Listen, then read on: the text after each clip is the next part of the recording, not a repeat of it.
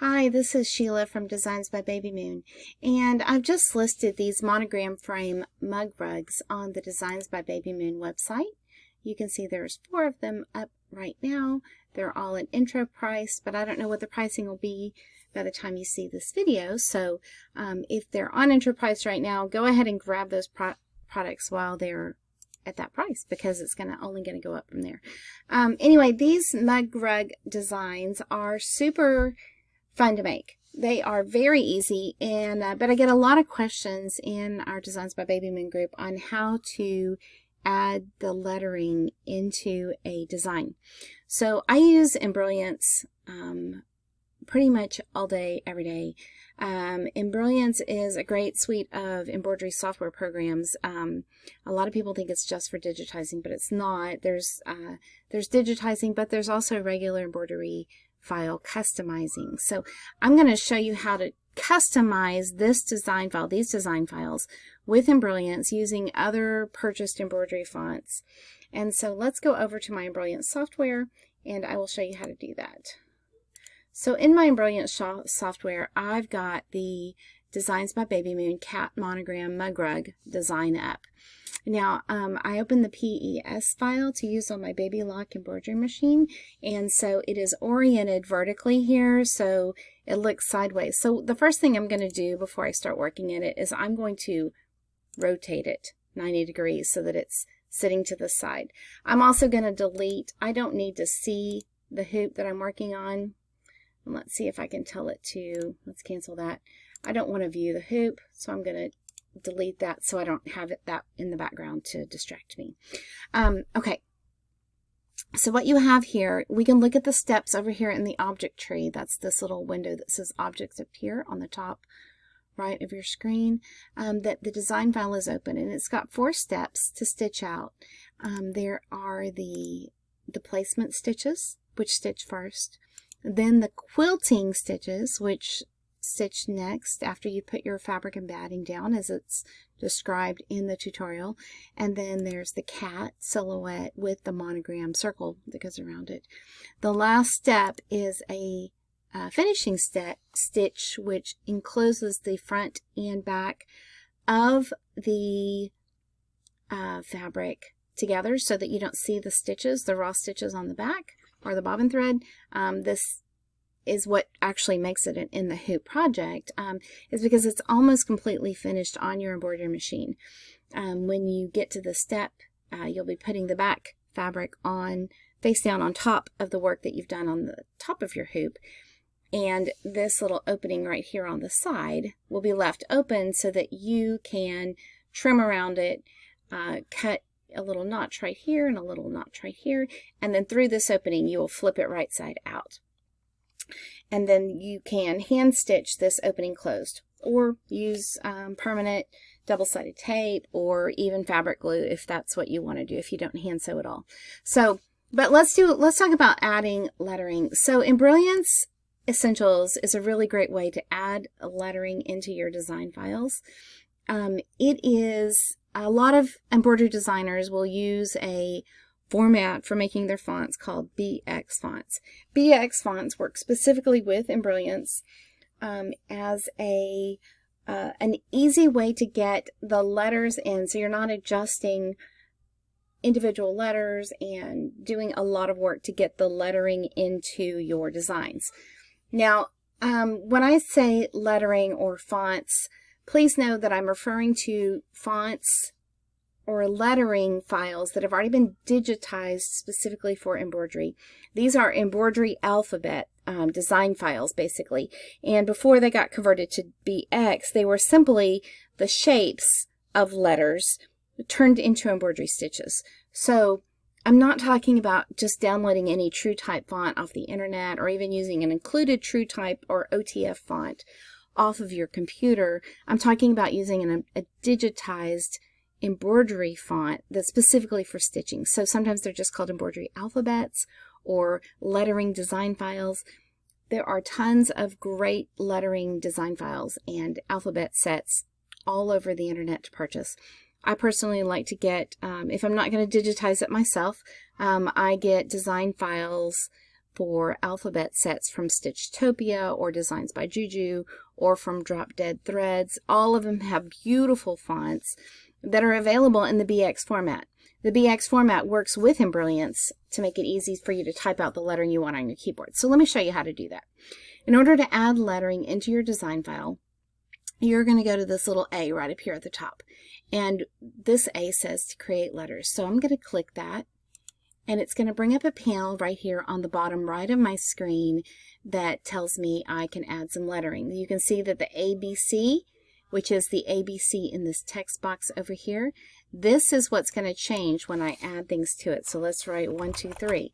And I hit enter after typing it into the text box, and the letters turn into numbers over here over on the screen. Okay, so anything like, let's do X, Y, Z, they'll all be right there as letters. That's lowercase, X, Y, Z as capitals.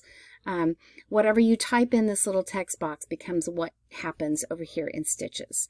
Now I'm going to use a monogram frame, and I've got hundreds of monogram frames, and I use these all the time when I'm doing custom orders or when I'm making samples or when I'm making things as gifts. Buying embroidery fonts from other designers on the internet is a great way to get lots of fonts. And like I said, Designs by Juju, Stitchtopia, Drop Dead Threads, all of them have really great fonts.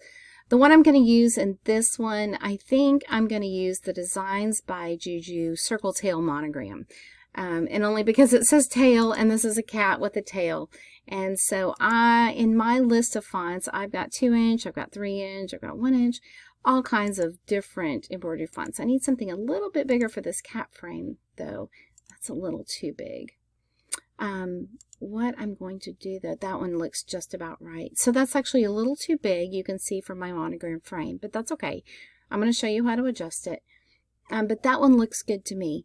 That's called the Designs by Juju Circle Tail Monogram, and you can see that I had installed the BX font in all of these sizes, 1-inch, 2-inch, 3-inch, 4-inch, 5-inch, 6-inch, and 7-inch into my Embrilliance software.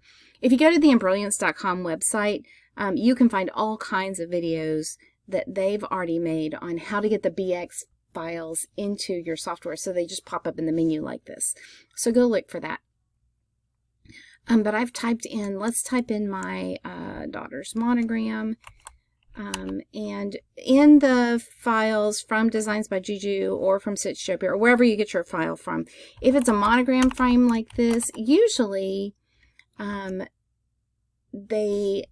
way you would put your monogram is with the last name in the middle. So my daughter's last name is Ryan, first name is Emma, middle name is Catherine, so ERK is her monogram. And I know because I've worked with this font before that if I use a lowercase e and then the capital R and then the lowercase k, my letters will form in the monogram the correct way over here.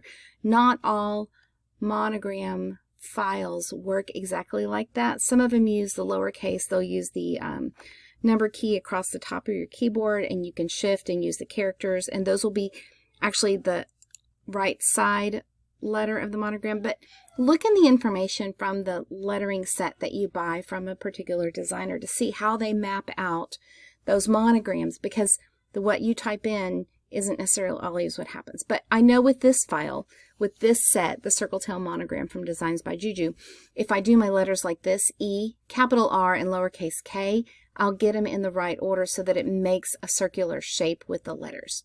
Okay? So I'm going to move this file, this little lettering piece over here. I'm going to just click on it anywhere, and because I just put those in, you can see I can move this anywhere I want it. Well, we want to kind of start working to get it into this monogram frame. You can see that those letters are not really in a perfect circle. The first thing I'm going to do is go ahead and change their color just so I can see it a little bit better. Let's do something bright green. That looks good, just for contrast here. They're not quite fitting in the circle, and what you can do with Embrilliance is you can automatically adjust the spacing of the letters. So you can take this little slider bar right here down in the lettering properties window, and you can scoot the letters closer together automatically so it happens evenly on both sides.